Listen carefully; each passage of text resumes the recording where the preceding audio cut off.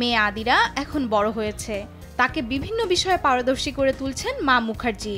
আদিরাও মায়ের কথা মেনে নিজেকে তৈরি করে নিয়েছে, তাই রানী এখন হাতে কিছুটা সময় পেয়েছেন যা তিনি অভিনয়ের দ্বারা লুফে নিতে চায়।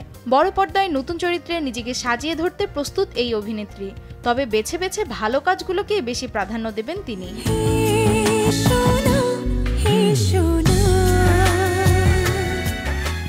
সম্প্রতি শোনা যাচ্ছে শিগগিরই ক্যামেরার সামনে দাঁড়াবেন রানী।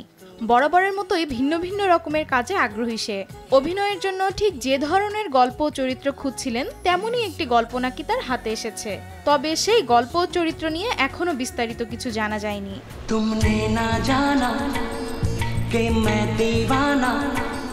ভারতীয় এক গণমাধ্যম থেকে জানা যায়, পরিচালক সোনালী বোসের নির্দেশনায় বিরতি ভেঙে ক্যামেরার সামনে দাঁড়াতে যাচ্ছেন রানী মুখার্জি। 2019 সালে পরিচালক দ্য স্কাই ইজ পিঙ্ক সিনেমাটি নির্মাণ করেছিলেন, যা দর্শকের বেশ প্রশংসা কুড়িয়েছিল।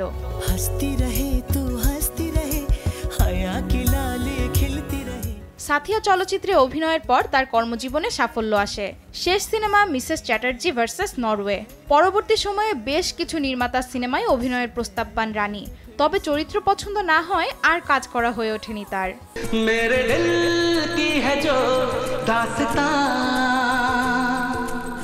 চলতি বছরের সেপ্টেম্বরে শুটিং শুরুর পরিকল্পনা রয়েছে নির্মাতা সোনালী বোসের।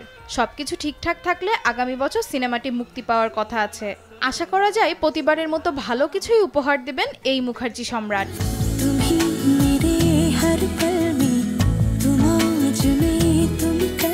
পূর্ণতা মাহমুদ খান, দেশ টিভি।